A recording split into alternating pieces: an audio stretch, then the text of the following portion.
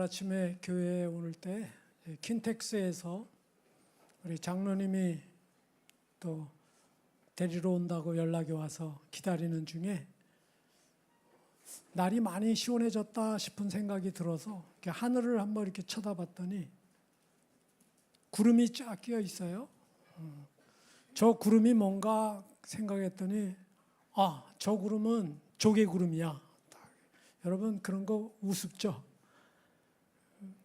제가 60년 전에 초등학교 때 국어, 산수, 사회, 자연 이런 과목이 있을 때 자연 과목을 잘했어요.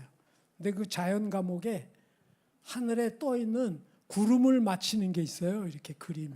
이거는 양떼구름, 이거는 뭉게구름, 이거는 조개구름, 이거는 새털구름. 지금 생각하면 구름을 또 그렇게 외웠나 몰라. 근데 내가 보니까 신통하더라고. 저거는 조개구름이야. 알아주는 사람은 없어. 근데 너무 행복하더라고요.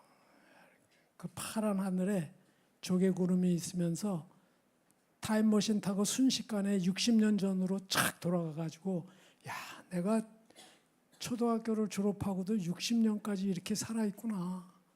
그러면서 이렇게 아름다운 자연을 저 구름을 보면서 행복한 마음에 있구나. 너무 행복하더라고요. 세상은 말이죠. 하여간 어떻게 해서든지 돈을 빼먹으려고 당신은 특별한 사람입니다. 이거를 상업 문구로 많이 사용합니다. 그래서 보통 럭셔리 하면 사치품, 고급 이런 뜻인데 그것도 그렇게 하면은 장사가 잘 안 될까 봐 명품이라고 번역을 해서 당신은 명품을 가진 사람이야. 이렇게. 그런가 하면 백화점에서도 카드도 VIP 카드. 근데 돈이 더 많은 사람을 끌어당겨야 되니까 VVIP. 웬 또 V가 그렇게 더블로 붙나 했더니 VIP는 다 아시죠? Very important person. 당신은 매우 중요한 사람이야. 그런데 당신은 더블 V. Very very important person이야. 누구를 그렇게 인정해줘요? 돈 많으면, 돈이 많이 쓰는 사람, 그 사람은 중요한 사람이야. 아주 very very important 해. 이것이 세상의 논리죠. 그래서 등급을 쫙 매깁니다. 저도 중국에 있을 때 기차를 타고 저 먼 길을 이렇게 다른 지방 갈 때 보면요, 한 기차인데 기차 안에 표 값이 다 달라요. 그냥 서서 갈 수 있는 표, 앉아서 갈 수 있는 표, 앉아서 가도 또 누워서 갈 수 있는 6인실 있는 표, 또 4명이 잘 수 있는 4명 칸 방이 있는 표. 같은 기차인데 가격이 다 달라. 우리나라는 좀 더 세분화해서 벌써 그냥 일반 카드, 실버 카드, 골드 카드, 플래티넘 카드, 거기다 또 더 하나 만들어서 다이아몬드 카드. 이번엔 트럼프가 골드 카드 만들어 가지고 이거 몇십억 주고 사면 바로 비자, 그냥 비자가 아니야, 시민권 그냥 딱. 세상은 이 특별한 거를 좋아해서 그런지 우리 저 어려서도 교회에서 그냥 집회가 아니야. 특별 은사 집회, 특별 새벽 기도회, 특별 성회. 왜? 특별하니까 나오라 이거죠. 특별하니까. 이거는 일반인 게 아니야. 아주 특별해. 세상은 특별한 사람이 되라고 끊임없이 우리에게 말합니다. 남보다 뛰어나야 된다. 남보다 더 많이 가져야 한다. 남보다 더 성공해야 한다. 남들이 알아주는 인생이 돼야 된다. 그것이 성공이다. 그런데 이 끊임없는 경쟁 사회 속에서 살아보니까 나는 남들보다 특별히 잘하는 게 없는데, 나는 앞으로도 가만 생각해봐도 내 인생에 나아질 것 같은 생각이 전혀 안 드는데, 아무리 노력해서 내가 돈을 번들 뭐 질판칸 마련할 수가 있을까? 그래서 요즘 젊은이들 이 시대를 살아가는 사람들이 3포 세대라 그러죠. 결혼 포기, 직장 포기, 집 사는 거 포기. 요즘에는 5포라고 또 그것도 늘었더라고요. 연애 포기. 뭐. 그래서 또 새로운 단어가 나와요. 이생망. 알죠? 이생망. 이번 인생은 망했다. 이번 인생은 망했다. 어떻게 해도 안 될 거니까. 돈, 집, 직업, 스펙 이런 성공을 생각해 봐도 나는 그거하고는 거리가 멀구나. 세상은 끊임없이 소유를 통해서 특별한 사람이 되어보려고 증명해 보려고 우리가 애쓰며 살아갑니다. 나는 어느 학교 나왔다. 나는 이런 직업을 가진 사람이다. 나는 이런 집에서 산다. 내 재산은 이만큼이다. 이런 것들로 자기 존재감을 잔뜩 높이죠. 그게 틀렸다는 말은 아닙니다. 문제는 이러한 것들이 목표가 되어서 자기 자신의 인생의 궁극적인 가치가 되어버리는 바람에 그것을 찾으려고 채우려고 더 이루려고 애쓰며 인생을 살아간다는 거죠. 그게 목표니까. 그러나 여러분 점점 이렇게 나이가 먹어가면서 제 주변을 보니까 다 변합니다. 정말 느껴져요.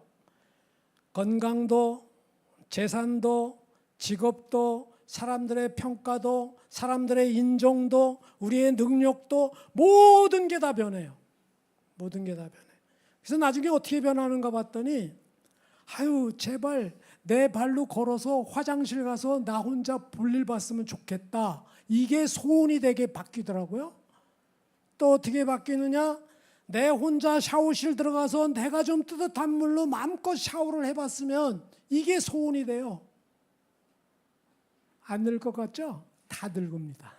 안 그럴 것 같죠? 영화에 보니까 안 그렇잖아요. 죽을 때 멋있게 폼나게 딱 누워서 자녀들을 불러와라.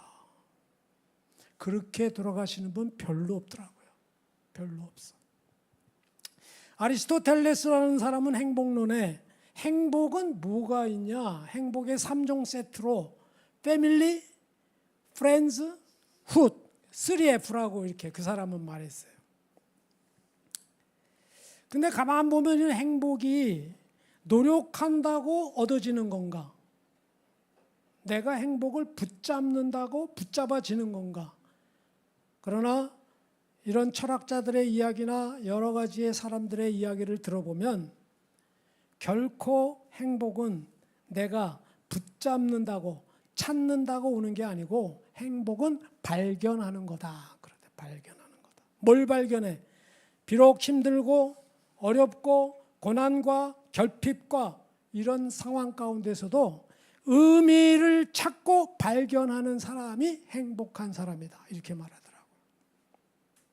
그래서 저는 그러면 행복을 멀리서 특별한 위치나 지위나 소유가 있어야만 되는 게 아니라면 평범한 일상 가운데서 우리는 행복을 누릴 수가 있겠나?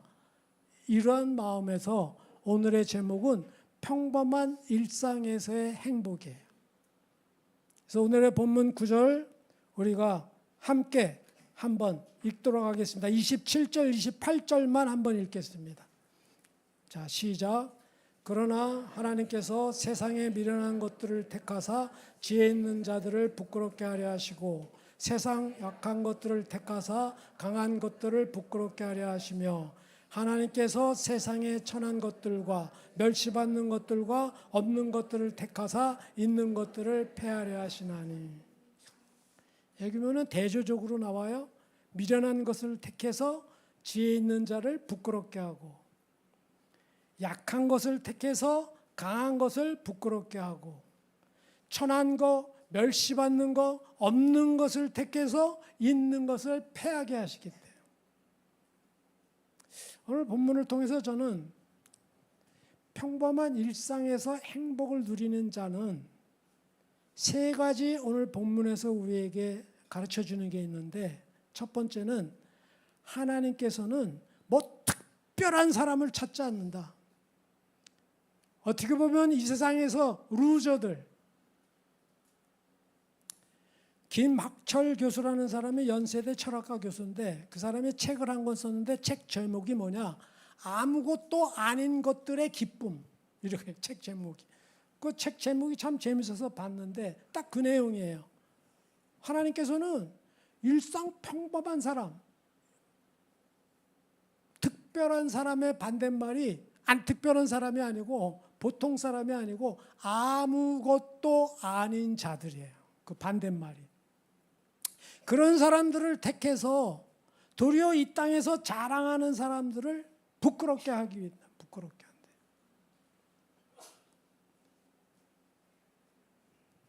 우리가 특별하다고 인정하는 기준은 다 세상 가치 기준이죠. 얼마나 재산 갖고 있냐, 권세가 얼마나 높으냐, 얼마나 저 사람의 인기가 있느냐, 세상에 영향력을 끼치는 이런 조건들을 갖고 있냐.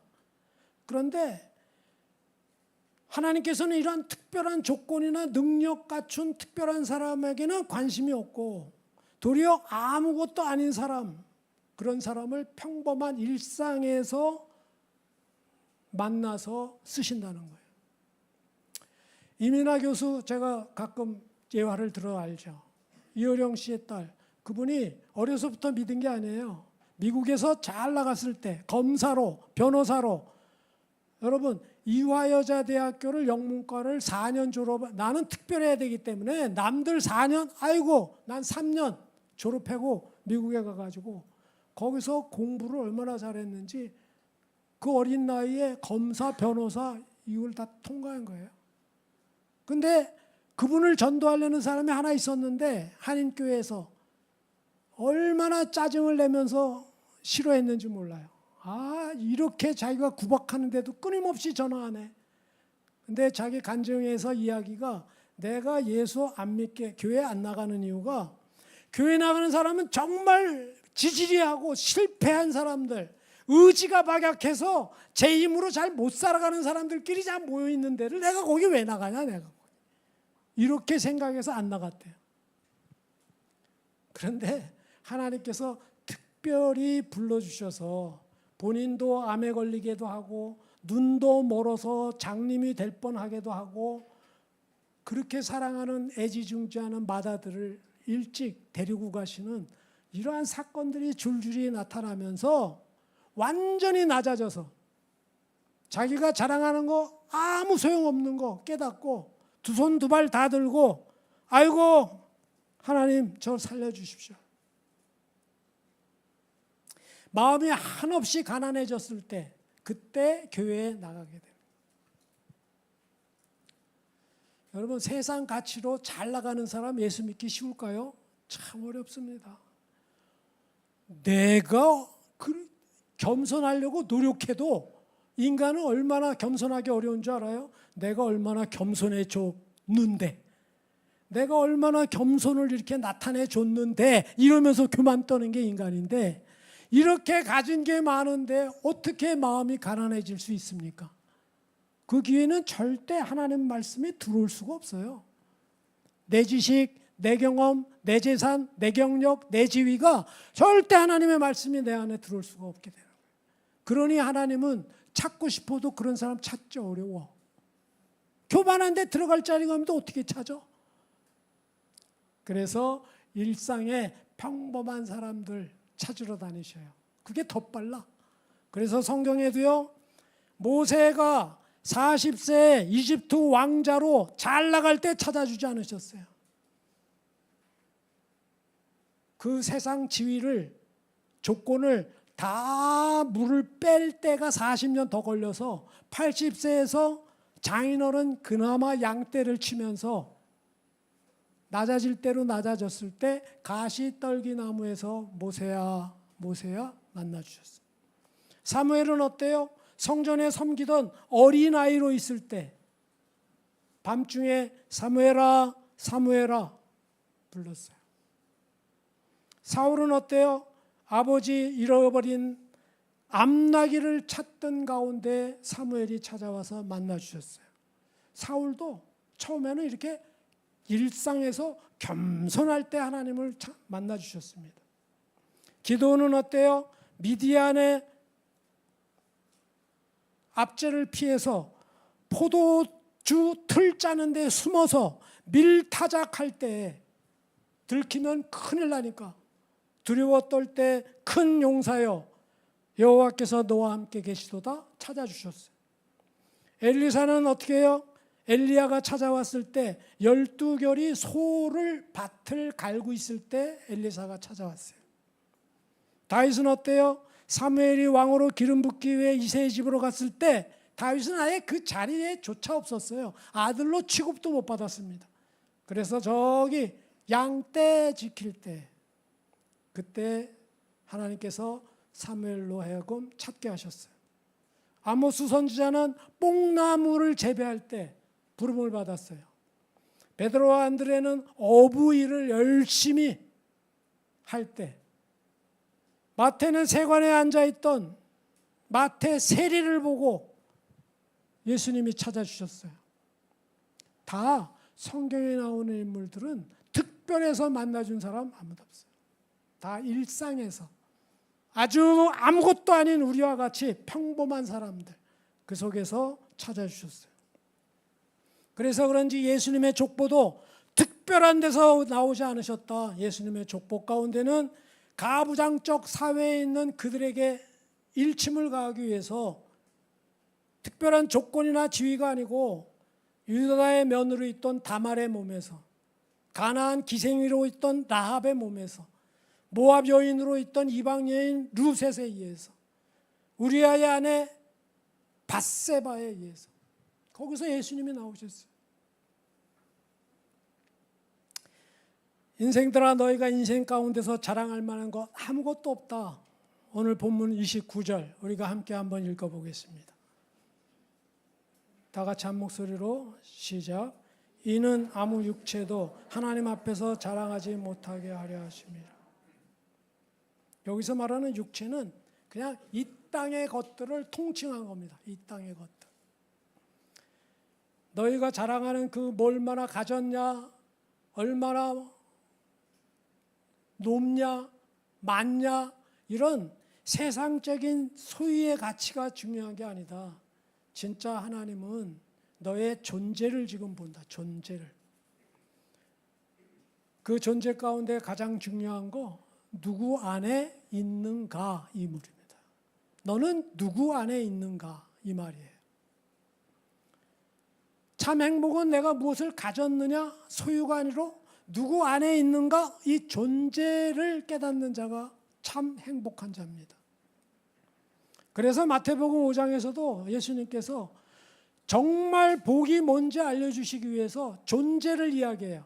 심령이 가난한 자가 복이 있나니, 애통하는 자가 복이 있나니, 온유한 자가 복이 있나니, 다 너가 어떠한 존재로 있는 자가 복이 있는지 그게 진짜 복이다 이걸 말해요.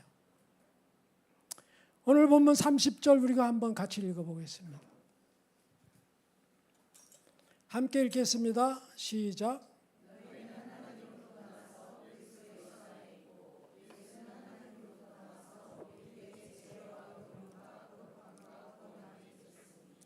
이 중요한 규절입니다. 고린도전서 1장 30절. 여기에 성경 전체 핵심이 거기에 다 나와 있어요. 너희는 하나님으로부터 나서 그리스도 예수 안에 있고, 이 중에 그리스도 예수 안에 있고, 이것이 바울 사상의 가장 핵심 사상입니다. 엔 크리스토스, 인 크라이스트, 그리스도 안에. 이것이 신앙에서 제일 중요한 메시지예요. 그리스도와 연합하여 새로운 존재가 변화되는 그것이 믿음 생활의 시작이에요.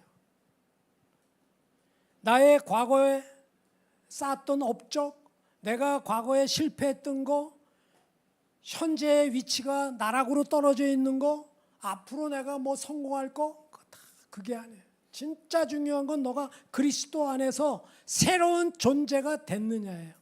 저는 감사하게도 지난주에 이렇게 교회에 젊은이들이 별로 많이 없는 시대에 8분이나 세례를 받은 게 너무 감사하더라고요.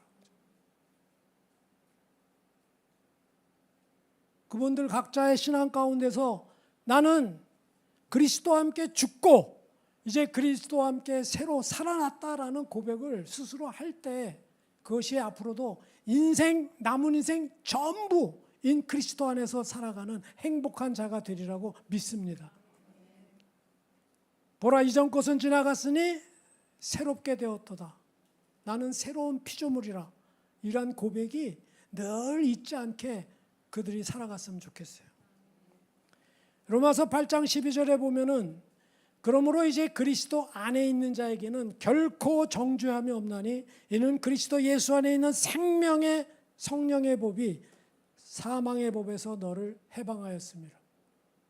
여러분이 우리가 이 인생이 아주 복잡하게 살아가는 것 같아도요, 사실은 다 하나님이 이미 짜놓은 자연 법칙, 그 안에서 여기 누구 하나 거기 빗대서 벗어나 살 수 있는 사람 아무도 없죠. 누가 중력을 거스르겠어요?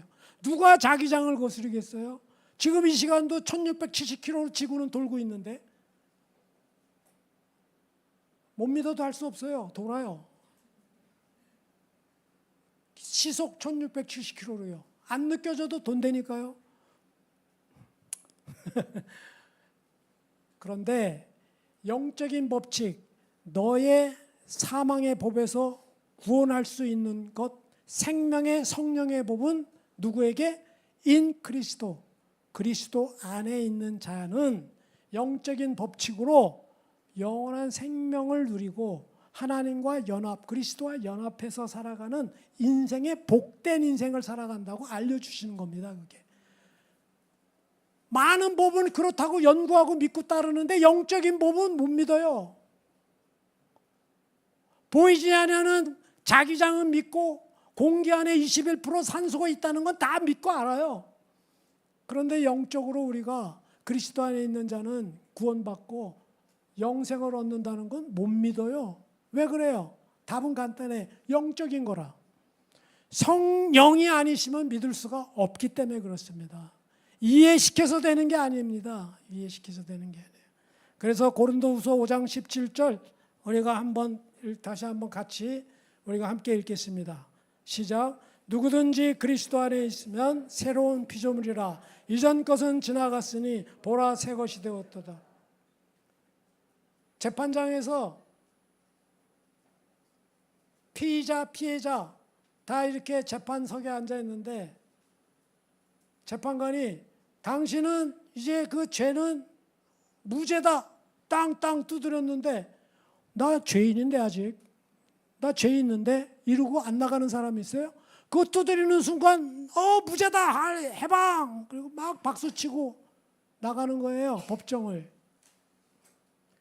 그리스도 안에 있으면 새로운 피조물이라 이전 것은 지나갔으니 새 것이 되었도다라고 말하는데 여전히 나는 옛 것이야. 왜 그러셔? 그렇게 고집을 부리면 그 아직 옛 것이에요. 옛 것이에요. 두 번째로 오늘 구절을 통해서 30절에 그리스도 안에 있는 자는 하나님의 지혜가 임하고 하나님의 의로 거룩하게 되고 그래서 구원을 받게 된다고 그래요. 여기서 단어 몇 가지가 나와요. 하나님의 지혜가 임한다, 의롭게 된다, 거룩함이다, 구원받는다. 먼저 지혜에 대해서 한번 생각해 보겠어요. 하나님은 왜 지혜를 이야기하실까요? 오늘 이 고린도전서를 쓴 배경은요, 사도 바울이 그 당시에 고린도에 있는 교인들에게 편지를 보내는 건데 그들이 따르는 지혜가 사실은 있었어요. 왜 그러냐? 그 당시에 고린도라는 것은 지정학적 위치로 경제적으로 아주 발달된 국제 항구 도시입니다.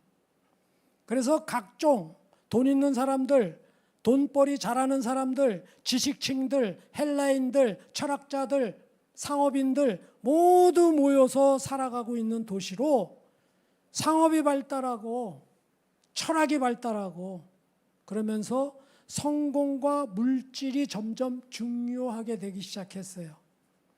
더더군다나 다양한 종교를 믿는 사람들이 모여서 살다 보니까 참 진리를 쫓는 지식은 이것이 지혜다. 이것이 진정한 철학이다. 이것이 진정한 종교다. 그래서 헬라인들 가운데는 수사학이라는 게 많이 발달됐어요. 이렇게 공중에 모이면은 아리스토텔레스나 뭐 여러분 소크라테스 뭐 이런 사람들 지금같이 마이크 없겠죠? 그러나 이렇게 광장에 모여서 여러 막 지혜를 선포하는 거예요. 사람들이 열광하는 겁니다. 그러나 그것도 순수했을 때 그랬지 고린도 시대 때 가서는 수사학 자체도 변질이 되어서 다른 사람을 설득하는 기술로 바뀌기 시작했습니다. 왜? 저들이 말하는 수사학으로 자신의 이득을 얻는 수단으로 자신의 이윤을 극대화하는 도구로 수사학이 사용이 되기 시작하면서 그게 지혜라고 자기들이 생각한 거예요. 고린도전서 3장 18절에 이렇게 기록이 되어 있습니다. 아무도 자신을 속이지 말라. 너희 중에 누구든지 이 세상에서 지혜 있는 줄로 생각하거든 어리석은 자가 되라. 그리하여야 지혜로운 자가 되리라. 그래서 그 고린도 도시는 자기네가 알고 있는 지혜는 그런 지혜인 줄 알고 있었고 또 물질과 성공이 인정받는 도시다 보니까 그들은 자기들이 그 물질로 더 성공하기 위해서는 거기에 맞는 지혜를 찾아 돌아다닌 거예요. 고린도 교인들도 마찬가지죠. 저는 이 시대도 똑같다고 생각해요. 우리가 사실은 AI에 열광하는 이유가 뭡니까? 왜 열광해요? 왜 그 많은 돈을 투자해요? 뭐 복잡하지 않아요. 더 먹고 덜 잘 살아보려고. 그렇지 않습니까? 어떻게 하면 더 가질까? 어떻게 하면 남보다도 더 지혜가 있어서 어떻게 하면 더 수단으로서 아이를 수단으로서 더 잘 살아볼까 아닙니까? 이거는 나라끼리도 마찬가지예요. 나라끼리. 그것이 그 당시 고린도 교회도 똑같아요. 그러다 보니까 사도 바울은 정말로 그리스도 안에서의 지혜가 뭔지를 편지로 쓴 겁니다. 고린도전서 1장 22절 24절에 이런 기록이 있습니다. 유대인은 표적을 구하고 헬라인은 지혜를 찾으나 우리는 십자가에 못 박힌 그리스도를 전하니 유대인에게는 꺼리끼는 것이요 이방인에게는 미련한 것이로되 오직 부르심을 받은 자들에게는 유대인이나 헬라인이나 그리스도는 하나님의 능력이요 하나님의 지혜다. 그리스도 십자가가 그들이 볼 때 유대인에게는 미련하고 꺼리끼는 거죠. 헬라인 똑똑한 사람들이 볼 때는 어떻게 해요? 미련하게 보이고 또 그들은 자기들이 원하는 지혜를 찾으러 다니죠. 그러나 바울의 오늘 고백같이 그리스도는 하나님의 능력이요 하나님의 지혜라고 이야기해요. 두 번째로 그리스도 안에는 in Christ 안에는 의로움, 이거를 칭의라고 합니다. 거룩함, 이거를 성화라고 해요. 그렇게 해서 구원에 이르게 되는 거예요. 그런데 이 의롭게 칭의는 하나님이 우리를 어떤 조건이나 능력이나 우리의 어떤 행위나 열매를 보고 그거 보는 거 아니에요. 우리가 스스로 의로워지는 게 아니에요. 하나님이 의롭다고 봐주는 거예요. 우리를. 그리스도 안에 있을 때. 그런데 우리가 자주 충돌을 합니다. 뭐냐면 그래도 나는 좀 했잖아. 그래도 내가 안 믿었으면 어떡할 뻔했어. 하나님 나 안 믿었으면 어떡할 뻔했어. 이러고 어떻든 내 의로움은 계속 나와요.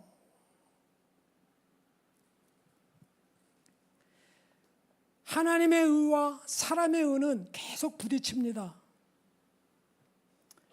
왜 그럴까? 사람은요 스스로 뭐가 옳고 뭐가 그른지 나 알고 사는 사람이야. 이렇게 살아가기 때문에 그래요. 인간의 역사가 가만 보면 전쟁의 역사인데요. 왜 사람은 끊임없이 전쟁할까요?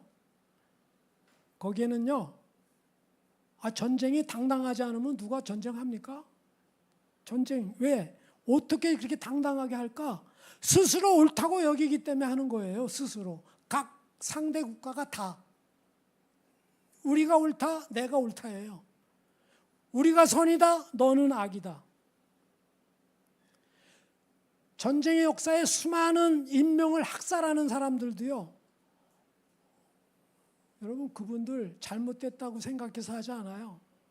당당하게 합니다, 그 일을. 왜 그럴까요? 사탄이 심어준 첫 번째 생각이기 때문에 그래요.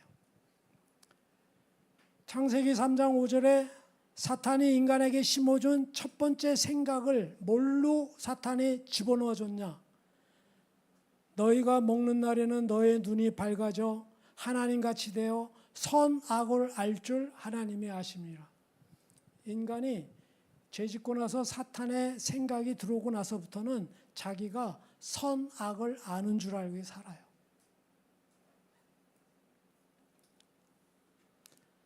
이것이 죄의 본성이에요. 이건 개인끼리도 마찬가지예요. 우리 싸움의 근본적인 뿌리는요, 내가 맞대니까 참 답답하네. 서로가 그거예요, 서로가. 두 번째로 그리스도 안에서는 하나님의 의로를 말미암아 거룩함으로 옮겨집니다. 거룩함. 여러분 성경의 출애굽기의 역사를 통해서 하나님이 우리에게 어떻게 가기를 원하는지를 보여주시죠. 하나님의 백성의 역사를 샘플로 들어서 출애굽했으면 약속의 땅 가나안으로 그냥 확 가버리면 되는데 그 사이에 뭐 민수기, 신명기, 레위기 왜 이렇게 가득 책이 있어요? 다 거룩함에 대한 과정을 어떻게 가야 되는지, 약속 믿고 오직 믿음으로 가기에는 너희들이 아주 패역한 세대에 사는 인들이라 그 국물을 빼느라고, 국물. 이 교만과 게으름과 죄된 노예의 근성을 이게 빼질래니까 그냥 안 빠지는 거예요. 그래서 40년이라는 세월이 필요했어요.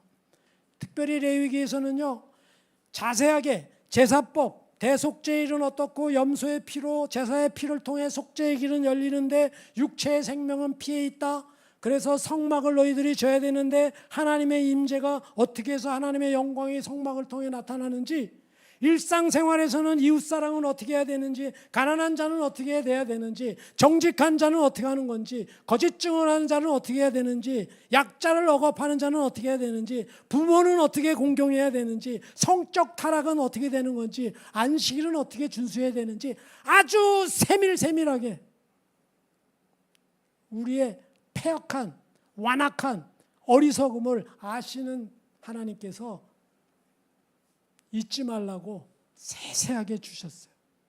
그것이 한마디로 정리하라고 하면 그것이 거룩함이에요. 거룩함.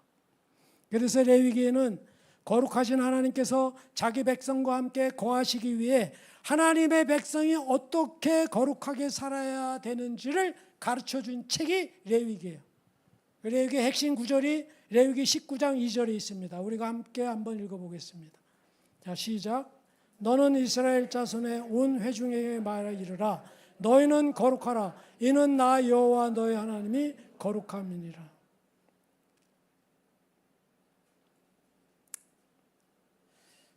마지막으로 주 안에 있는 자는 그러기 때문에 주 안에서 자랑하라. 주 안에서.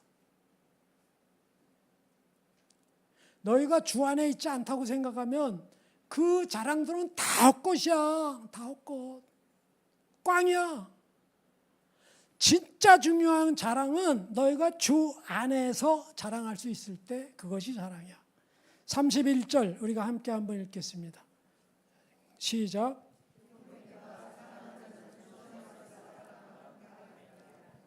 기록된 바, 그러면 어딘가 기록이 돼 있을 거 아니에요. 사도 바울이 왜 갑자기 기록된 바 이렇게 했을까요? 예레미야 9장 23절 24절을 보면은요, 여호와께서 이와 같이 말씀하시되 지혜로운 자는 그의 지혜를 자랑하지 말라. 용사는 그의 용맹을 자랑하지 말라. 부자는 그의 부함을 자랑하지 말라. 자랑하는 자는 이것으로 자랑할지니 곧 명철하여, 이것이 지혜예요. 나를 아는 것과 나 여호와의 사랑과 정의와 공의를 땅에 행하는 자인 줄 깨닫는 것이라.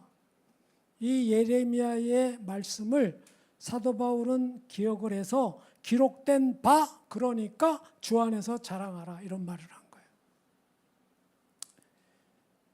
사도 바울은 자주 이런 고백을 합니다. 내가 자랑할 거 참 많은데 내가 그리스도 때문에 그 자랑할 것들을 다 배설물로 여긴다. 배설물, 한 글자로 줄인 거 머릿속에 떠오르는 거 있죠? 쌍디귿까지만 이야기해요.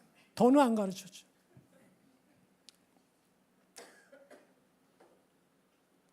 그래서 사도 바울의 삶은 그리스도 안에서 있고 나서부터는 주인이 자기가 아니에요. 전부 다 그리스도요, 하나님의 주인이에요. 고린도서서 3장 6절에 보면은 고린도 교회에서 들려온 소식에 보니까 이 사람은 아볼로를 쫓는 파, 이 사람은 바울을 쫓는 파, 뭐 그리스도파, 개바파, 뭐가 파가 많아. 왜? 아는 게 많으면요, 각기 자기가 옳다고 주장하니까 너 내 생각 똑같네. 모여. 우리끼리 파를 만들자. 왜? 네 생각하고 내 생각하고 뭐가 맞고 틀린 거는 똑같으니까. 그래서 파가 많았어요. 그랬더니 사도 바울이 나는 심었고 아볼로는 물을 주었으되 오직 하나님께서 자라나게 하셨나니. 야, 심고 물 준 거 그거가 그렇게 자랑할 거냐? 아니, 뭘 자라나지 않으면 뭘 자랑할 거 있어요? 그렇잖아요. 자라나게 하시는 분이 누구야? 하나님이신 거. 그게 중요한 거야. 누가 심고 누가 물 준 게 중요한 게 아니야. 배설물은 어때요? 왜 나는 사도 바울이 배설물로 표현했을까? 교양업계, 이런 생각을 했는데, 여러분, 토양 중에 화학비료 말고 천연비료로 가장 좋은 거 뭔지 아시죠? 한 글자. 다 아시네. 들렸어. 인간의 그거예요. 그러면 그것이 아주 좋다고 땅에다가 깔아놓으면 좋습니까? 아주? 누가 좋아할 사람 있어요? 그게 진짜 좋게 되려면 어떻게 해야 돼요? 씨앗이 심겨 있어야 돼요. 아니, 씨앗은 심겨지지도 않은데 배설물만 거기다 깔아놓으면 그 땅이 좋은 땅 됩니까? 그 씨앗이 뭐예요? 말씀의 씨앗이 없는 자랑은 아무것도 없는 거야. 아무 소용이 없어. 우리의 환경이 어떻든 간에 하나님의 말씀의 씨앗이 내 안에서 묵상되어지고 그 말씀이 성육화돼서 삶으로, 행동으로 나타날 때, 그때 그것이 하나님의 나라가 되고 자라는 생명이 되고 구원받은 백성의 삶이 되는 거예요. 하나님의 영광이 거기서 나타나는 거예요. 말씀을 맺겠습니다. 여러분, 죽음은 젊은 사람들도요, 요즘에는요, 나이 상관없이 먼저 가는 분들도 많아요. 제가 보니까 7학년 되다 보니까 아이고 안타까운 4학년, 5학년짜리들도 저보다 먼저 빨리 가시는 분들이 꽤 있더라고요. 문제는 언제 갈지 어떻게 갈지 모르지만 반드시 중요한 거는 우리가 늦지 말아야 될 건 나에게, 각자에게 온다는 사실이에요. 그 현실을 자꾸 우리는 잊어버려요. 그러니까 자랑할 게 딴 데 있는 거예요. 그러니까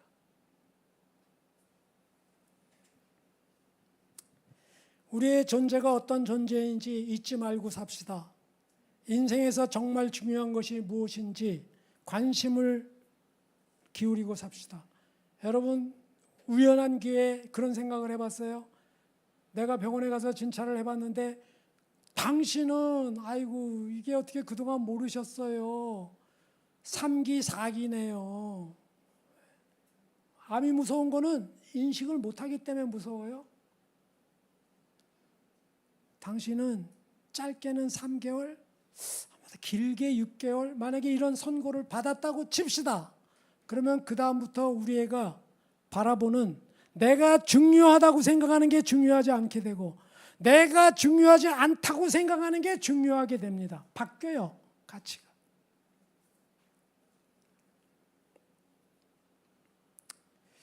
한 가지 물어볼게요. 다윗을 한번 생각해 봅시다. 여러분, 다윗의 인생이 행복했을까요? 불행했을까요? 그런 생각 안 해봤죠? 다윗은 항상 신앙의 본이 되는 사람이니까. 여러분, 근데요, 다윗 개인 인생을 좀 생각하고 그런 생각해야 돼요. 다윗 섭섭해할 겁니다. 다윗 어린 시절부터 쉽게 말하면 엮이는 과정에서 태어났어요. 엮이는 과정. 시편 69편 8편을 보면요, 다윗의 시에 이런 게 있어요. 내가 나의 형제에게는 객이 되고 나의 어머니의 자녀에게는 낯선 사람이 되었나이다. 다윗의 시예요. 자기 형제 사이에는 자기는 형제로 여기지 않고 객,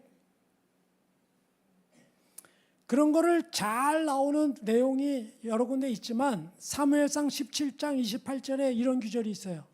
다윗이 블레셋 형들 점심 가지러 갔다가 블레셋 장수의 골리앗이 막 이스라엘을 모욕하는 소리를 들었을 때 거기에 있는 사람들하고 다윗이 대화를 해요. 저놈 뭐 하는 놈이냐? 화가 나가지고. 그때 형이 옆에서 듣습니다. 형이 다윗에게 이렇게 말해요. 큰형 엘리압이 다윗이 사람들에게 하는 말을 들은지라 그가 다윗에게 노를 바라여 이르되 내가 어찌하여 이리로 내려왔느냐? 들에 있는 양들은 누구에게 맡겼느냐? 나는 내 교만과 내 마음의 완악함을 아노라. 내가 전쟁을 구경하러 왔도다. 얼마나 무시하면요. 아닌 게 아니라 뭐 사무엘이 왔을 때도 다윗은 아들로 쳐주지도 않았어요. 그런 다윗이 골리앗을 때려 눕히고 났을 때 어땠어요? 기름을 부음 받았는데 어땠어요? 왕으로 됐어요? 오, 사울이 자기 사위로 삼더니 이제는 막 죽기자고 일생 동안 쫓아오네요. 그냥 도망 다니는데 7년이 넘게 걸렸어요. 얼마나 이 참 자라나는 환경도 이게 쉽지 않게 자라났는데 기름 부음 받고 나서 인생 풀리나 했더니 사울의 창을 피해 얼마나 돌아다녀서 얼마나 힘들면 적군의 블레셋에 들어가서 미친 척하고 침 흘리고 막 연기까지 하면서 얼마나 힘들었겠어요. 그리고 왕이 돼도요, 바로 왕이 되지를 못해요. 각 지파 공동체가 있었던 때라 인정을 안 해주니까 헤브론에서만 왕으로 7년 6개월 있었어요. 그 왕이 되고 나서도 7년이 넘게 지나고 나서 예루살렘에서 비로소 왕이 된 거예요. 왕이 되고 나서는 행복했을까요? 끊임없이 전쟁이 일어나요. 그래서 잠깐 휴식을 틈타다가 인간인지라. 밧세바가 이쁜 게 문제지. 죄를 짓죠. 그러나 바로 나단 선지자로부터 지적을 받고 회개를 하고 나서요. 여러분, 말년에는 행복했을까요? 암논이 다말을 근친상간 겁탈하죠. 그거로 인해서 누구야? 아들 압살롬이 암논을 죽이죠. 암논만 죽여요? 형제들 다 죽이죠. 그거로 끝이야? 반란을 일으키죠. 3년 뒤에. 그러면서 아버지의 후궁 백주 대낮에 겁탈하죠. 보라고. 다윗은 헐레벌떡 신발도 잘 못 신고 도망가는 말년 인생이에요. 물어볼게요. 다윗 행복해요? 어떤 인생을 살아야 될까요? 어떤 인생? 여러분, 성경이 말하는 거는 행복을 말하는 거 아닙니다, 여러분. 얼마나 하나님과 함께 같이 동행하며 살았는지를 보여주는 역사예요. 여러분, 요셉같이 꿈꾸십시오. 총리 대신 되는 꿈을 잊지 않았습니다. 이게 아닙니다. 이게 아니에요.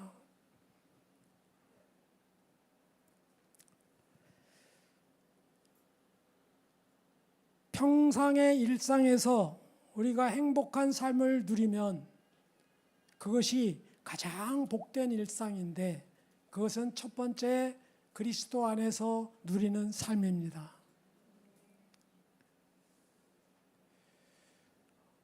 어느 젊은 시절에 어느 목사님의 권면이 기억이 나요. 그분이 목회를 잘하려면 지력, 체력, 영력, 이 세 가지는 항상 있을 것인데 그중 제일은 체력이다 이랬어요.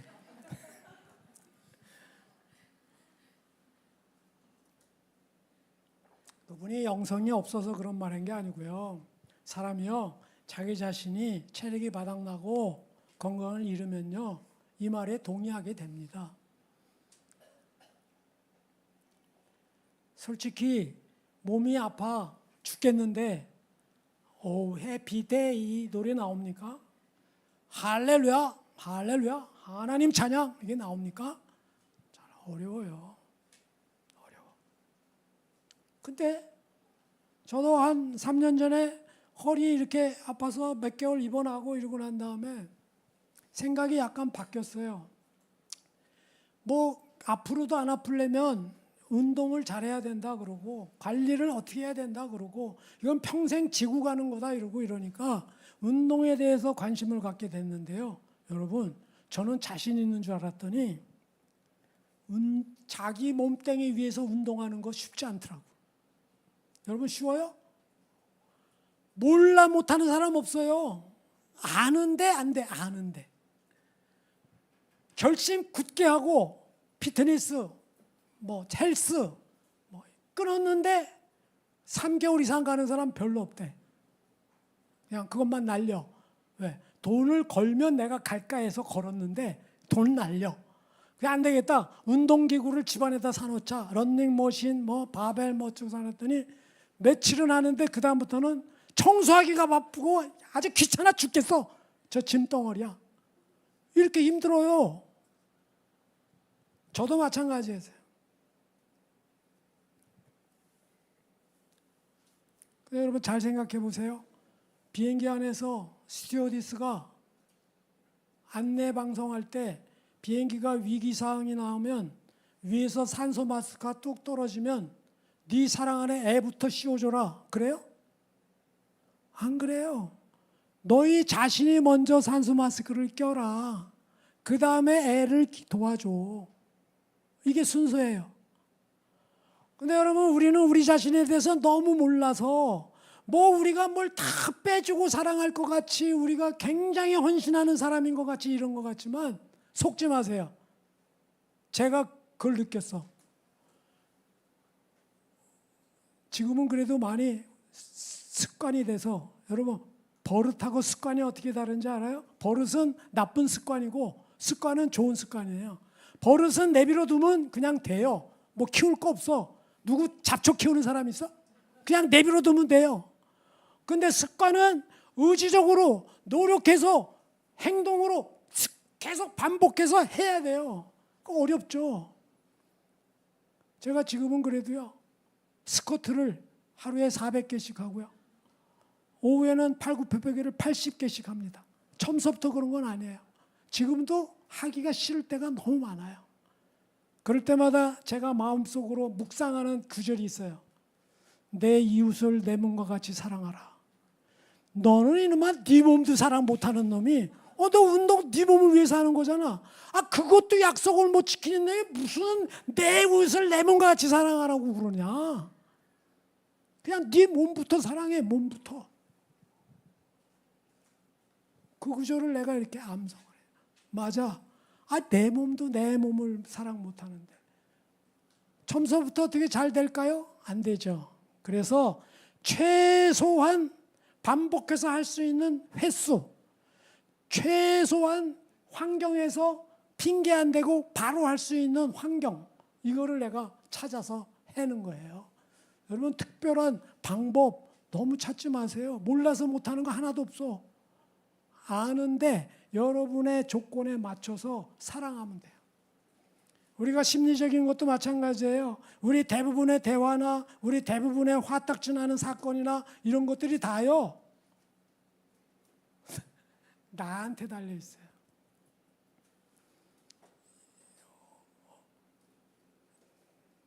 나는 내 말이 왜 이렇게 힘들까? 그게 책 제목에 있어요. 박재현 소장이라고. 제가 책을 추천합니다. 그거 한번 보세요.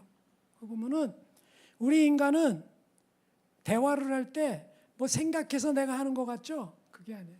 우리 속에 이미 갖춰져 있는 습관대로 생각합니다. 습관대로. 그 습관은 어디서 나왔나?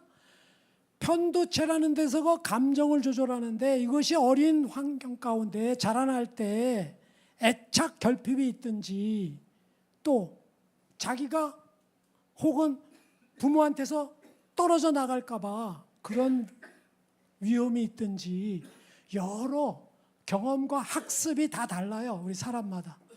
그런 거를 편도체에서 이렇게 감정이 녹아져 있다가 상대방 중에 대화나 사건이 닥쳐왔을 때 그 편도체에서 감정이 먼저 긁어가지고 올라오는 거예요. 이렇게. 그래서 말은 항상 그래요. 내가 똑바로 말했잖아. 그랬다니까. 봤다니까. 들었다니까. 얼마나 확실하죠. 그게 틀렸다는 말이 아니에요. 우리 안에 있는 그게 앞에 전두엽에서 조절하고 관리하고 정리할 여유를 못 줘요. 여유를 못 줘. 그래서 우리 자신을 진정, 나를 잘 들여다보는, 그걸 신앙 안에서 들여다보는 거는 컨티뉴, 다음 주에 제가 잘 할 거예요. 말씀을 좀 정리하려고 그래요. 우리가 살면서 우리 자신을 잘 들여다보고요. 정말 그리스도 안에서 우리의 삶의 환경이나 주어진 조건을 내가 어떻게 받아들이는지, 이런 거를 긍정적 강화라고 합니다. 학습된 무력감이나 학습된 부정적인 자세나 어떤 그런 것들을 자꾸 태우고, 정말로 내가 그리스도 안에서 새로운 피조물로 살아난 사람으로,